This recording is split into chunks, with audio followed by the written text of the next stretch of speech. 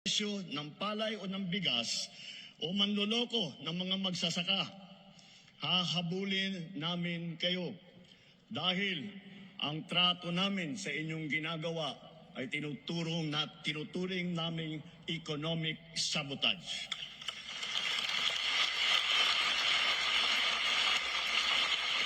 Bilang pangunahing solusyon sa mataas na presyo ng baboy, pinalalakas natin ang ating lokal na produksyon. Namimigay tayo ng mga biik at inahing. Nagpapatayo rin tayo ng mga biosecured facilities upang lubos na pababain ang presyo ng karne. Nagsimula ng magbakuna labang sa ASF at palalawigin pa natin ito ng pagbabakuna sa lahat. Pinataas natin ang produksyon ng palay, mais, pinya, saging, mangga, kape, kakao, kalamansi, tubo, sibuyas, bawang at iba pang mga agricultural products. Mula nagsimula itong administrasyon, mahigit 8.5 milyon magsasaka at mangingisda ang nakatanggap ng tulong. Lalo pa natin paiigtingin ang mga programa ng pamahalaan para mas marami pa ang matutulungan. Libo-libong kilometro ng farm-to-market road na ang ginawa na at libo-libong kilometro pa ang pinapasinayaan. Libo-libong ektarya ng lupa ay nalagyan na ng patubig sa buong bansa at libo-libong ektarya pa ang patutubigan. Libo-libo ring makinarya at pasilidad ang ating binuksan at pinamigay para sa mga magsasaka at mangingisda. Marami po tayong ipapatayo na rice processing system. Itong mga pasilidad at mga bangkang yari sa fiberglass na ipamimigay naman sa mga mangingisda.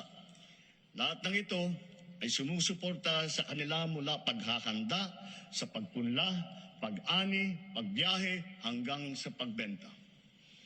Milyong-milyong Pilipino ang umaasa sa puno ng niyog bilang pangunahing kabuhayan. Mula ngayong taon, hindi bababa sa 15 milyong hybrid at mataas na klaseng mga binhi ng niyog ang ating itatanim sa iba't ibang panig ng Pilipinas.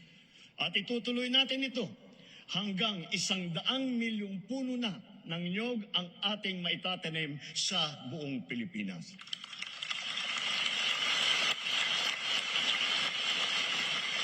At upang lubos na pasiglahin ang industriya ng niyog, hihilingin natin sa Kongreso na amyendahan ang Coconut Farmers and Industry Trust Fund Act para naman maging mas angkop sa mga pangangailangan ng ating mga magsasaka.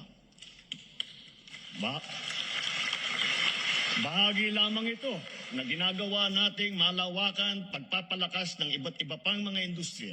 Kasama dito ang industriya ng asin, pagproproseso, pag-export ng niyog. Sa tulong ng DOST, ginagamit natin ang mga magagandang dulot ng agham tulad ng mga nadiskubre at nagawa ng ating mga siyentipiko at inventor. Pati na rin ang mga modernong pamamaraan tulad ng mga bagong binhi, pataba, makinarya at estratehiya gaya ng intercropping at off-season technique. Naghihintay din sa ating kabataan ang mga kurso, programa at mga scholarship sa larangan ng agrikultura upang ito ay kanilang gawing hanap buhay balang araw at may papagpatuloy ang marangal na kabuhayan ng kanilang mga magulang.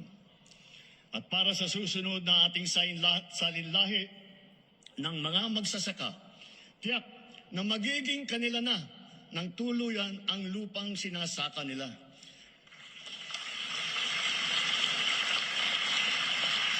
Kasalukuyang pinabibilis ng DAR ang pamamahagi ng mga CLOA at ng mga e-title, pati na yung mga COCROM bilang patunay na wala ng utang ang mga benepisyaryo ng agrarian reform.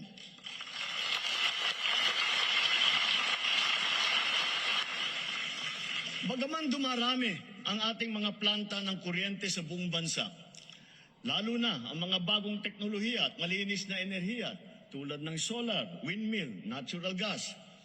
Bagaman kilalang-kilala na tayo sa buong mundo dahil sa pagpapahalaga natin sa renewable energy, naririyan pa rin ang mga problema sa enerhiya na damang-dama ng bawat Pilipino, kagaya ng 3 milyong kabahayan na wala pang kuryente.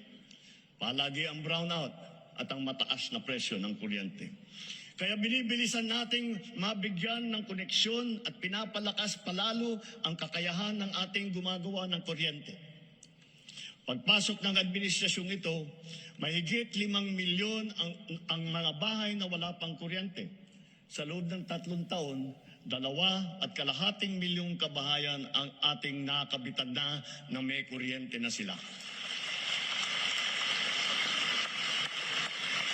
Sa susunod na 3 taon, halos 200 planta ang ating tatapusin. Ito ay may kakayahan magpailaw sa 4 milyong kabahayan o sa mahigit na 2,000 pabrika o sa halos 7,000 tanggapan at negosyo.